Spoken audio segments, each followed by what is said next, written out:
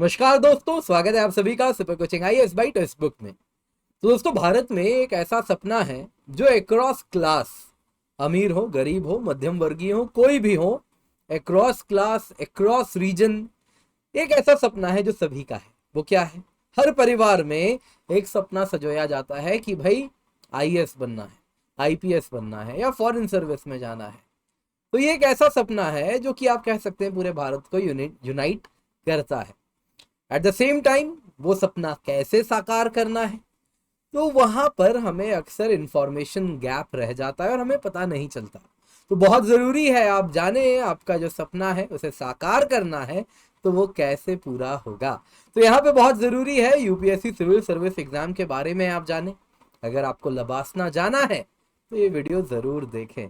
क्या है UPSC CSC, क्या एग्जाम पैटर्न है, क्या सब कुछ है और कैसे आप ये सपना पूरा कर सकते हैं, आज के इस वीडियो में हम जानेंगे। दोस्तों, मेरा नाम किंजल चौधरी है।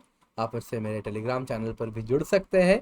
इसके सिवा आगे बढ़े तो बता देता हूँ, ये सपना साकार करना और भी आसान होने वाला है, क्योंकि हम लेकर के आए हैं रंग भरे सपने सेल। बस 8 मार्च तक है, होली स्पेशल है। अप टू 90% ऑफ आपको मिल रहा है दोस्तों, जिसके अंतर्गत 1 साल नहीं, 1 साल 6 महीने की सब्सक्रिप्शन आपको मिल रही है केवल 22,499 रुपए में। मेक श्योर आप जो कूपन कोड यूज कर रहे हैं वो हो KINJAL। इसके बारे में फिर चर्चा करेंगे, पर अभी हम जानते हैं आखिरकार आईएएस बनने का रास्ता शुरू कहां से होता है। तो दोस्तों, UPSC civil services exam highly competitive exam है। यूपीएससी यानी यूनियन पब्लिक सर्विस कमीशन के द्वारा कंडक्ट किया जाता है और ये अगर आप देखें तो कई गवर्नमेंट सर्विसेज के लिए लोगों को रिक्रूट करती है। कुछ फेमस है जो आप सब जानते हैं: IAS, Indian administrative service; IPS, Indian police service; IFS, Indian foreign service और अन्य कई सर्विसेज हैं। तो दोस्तों, ये जो एग्जाम होता है ये 3 स्टेजेस में होता है। पहला होता है प्रिलिमिनरी एग्जामिनेशन, जो कि ऑब्जेक्टिव टाइप का होता है। फिर होता है मेन एग्जामिनेशन, जो कि रिटन होता है, सब्जेक्टिव होता है। तीसरा होता है इंटरव्यू, जो कि पर्सनालिटी टेस्ट होता है। ये एग्जाम्स 3 स्टेज में है और ये अगर आप देखें तो कैंडिडेट का knowledge, analytical ability, decision making skills, communication skills, overall personality सभी को चेक करती है। ये एग्जाम दोस्तों अपने डिफिकल्टी के लिए ग्लोबली आप देखें तो एक्सेप्टेड है कि हाँ, ये one of the toughest exam है दुनिया का। ऑफन ऐसा इसको कंसिडर किया जाता है। एक्सटेंसिव प्रिपरेशन चाहिए, बहुत हार्ड वर्क चाहिए। दोस्तों, अक्सर हमको लगता है यूपीएससी मतलब आईएएस, आईपीएस या आईएफएस, पर दोस्तों कई सर्विसेज हैं।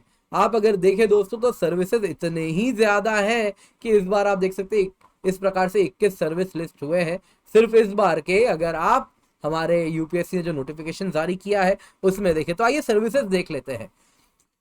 आईएएस आप सब जानते हैं, Indian foreign service, Indian police service, यहां तक तो आप सब जानते हैं। इसके सिवा एक थोड़ा कम फेमस है बट फिर भी फेमस है, वो हो जाता है इंडियन रेवेन्यू सर्विस। इसके सिवा भी बहुत सारे सर्विसेज हैं दोस्तों। इंडियन ऑडिट अकाउंट सर्विस है, इंडियन सिविल अकाउंट सर्विस है, कॉर्पोरेट लॉ सर्विस है, इंडियन डिफेंस अकाउंट सर्विस है, डिफेंस स्टेट सर्विस होता है, इंडियन इंफॉर्मेशन सर्विस है, इंडियन पोस्टल सर्विस है, Indian PNT accounts and finance service है, post and telegraph, railway protection force service है। इसके सिवा आईआरएस होता है। इसके सिवा इंडियन ट्रेड सर्विस है, इंडियन रेलवे मैनेजमेंट सर्विस है। इसके सिवा आप देखें दोस्तों तो ये सब क्या है, ग्रुप ए सर्विस है। इसके सिवा कुछ ग्रुप बी सर्विसेज भी होते हैं। ये ग्रुप बी सर्विसेज दोस्तों यूनियन टेरिटरीज के लिए हायर किए जाते हैं, रादर यूनियन टेरिटरीज के लिए रिक्रूट किए जाते हैं। तो जैसे कि स्टेट में स्टेट पीएससी होता है हर स्टेट का, Uttar Pradesh public service commission, Bihar public service commission, वैसे ही यूनियन टेरिटरीज के लिए भी हमको इक्विवेलेंट रैंक पे ऑफिसर्स चाहिए होंगे, तो उसके लिए यूपीएससी ही यूनियन टेरिटरी के लिए भी हायर करती है।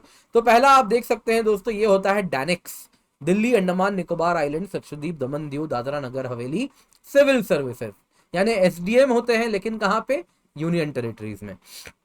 वैसे ही डीएसपी होते हैं लेकिन कहाँ पे, यूनियन टेरिटरी में, उसको क्या कहते हैं, डैनिप्स। इसके सिवा पौंडीचेरी का अपना एसडीएम और डीएसपी का है, पौंडिक्स और पौंडिप्स। इसके सिवा एक ग्रुप भी है जो कि यूनियन गवर्नमेंट का है, वो है AFHQ, armed forces headquarter civil services group B. तो ये कुछ सर्विसेज हैं, 21 सर्विसेज हैं जो आप देख रहे हैं।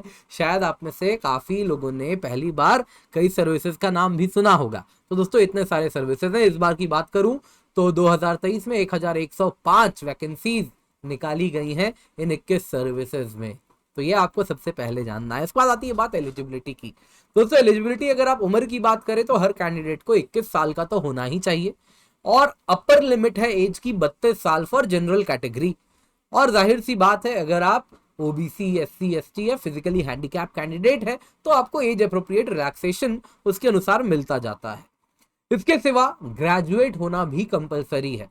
बिना ग्रेजुएशन के आप एग्जाम नहीं दे सकते।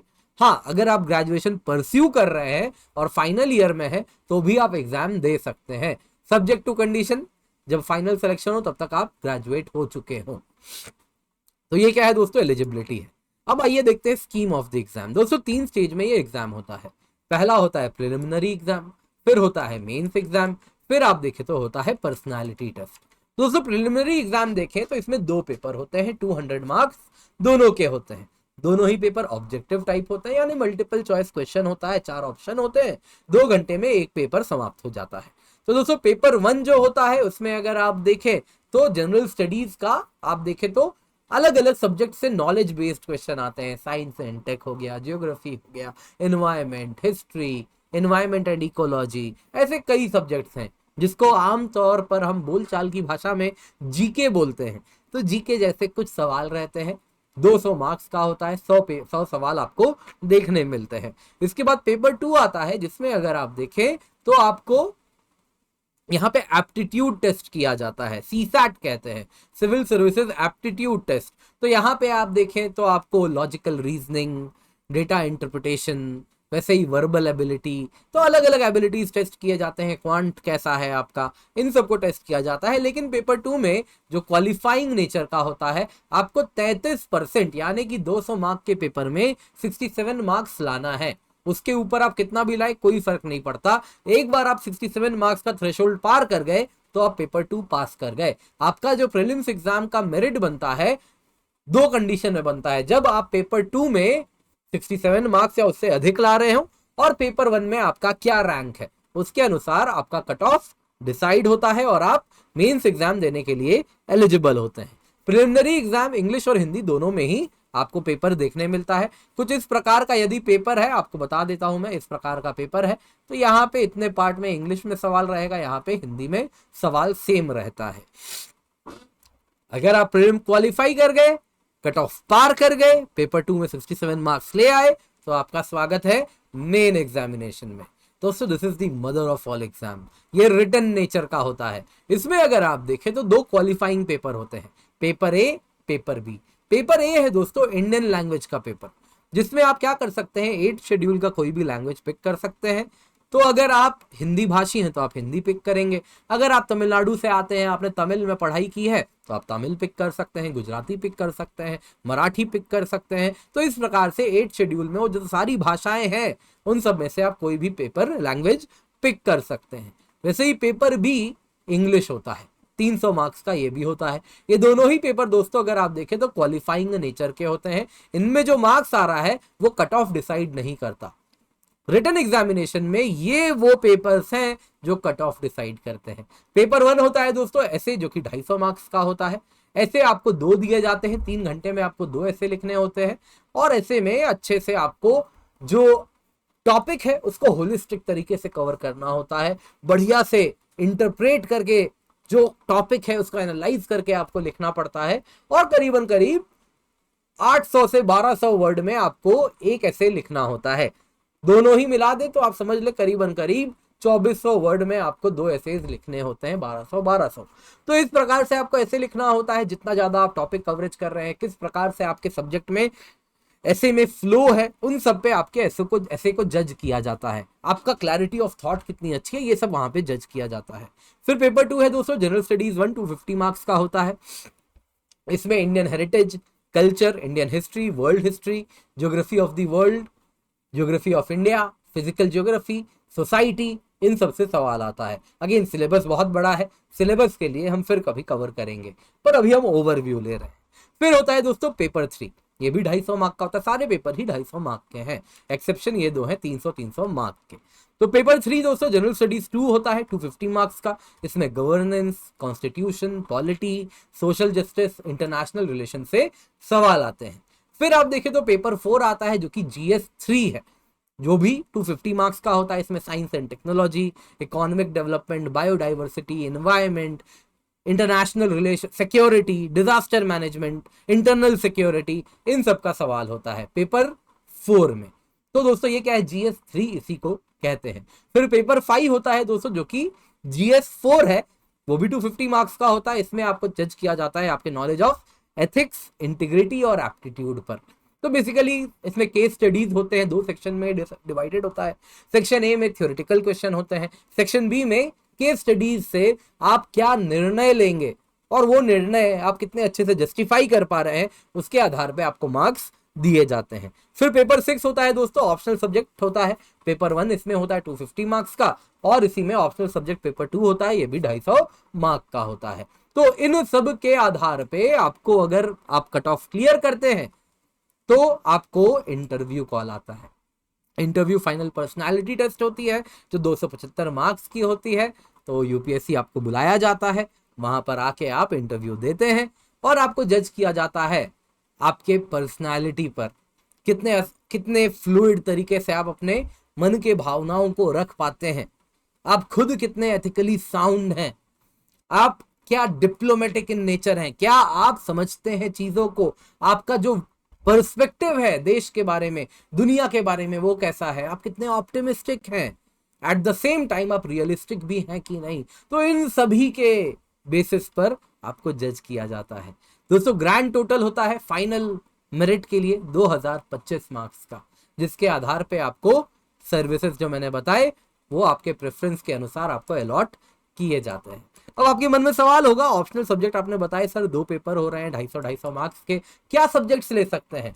तो दोस्तों बहुत सारे ऑप्शनल सब्जेक्ट्स हैं, आप इनमें से कोई भी पिक कर सकते हैं। आप एग्रीकल्चर पिक कर सकते हैं, animal husbandry, anthro, botany, chemistry, civil engineering, economics, commerce, electrical engineering, geography, geology, history, law, management, mathematics, mechanical engineering, medical science, philosophy, physics, PSIR, psychology, pub ad, sociology, statistics, zoology, या फिर Assamese literature, Bengali literature, Bodo, Dogri, Gujarati, Hindi, Kannada, Kashmiri, Konkani, Maithili, Malayalam, Manipuri, Marathi, Nepali, Oriya, Punjabi, Sanskrit, Santhali, Sindhi, Tamil, Telugu, Urdu या English literature pick कर सकते हैं।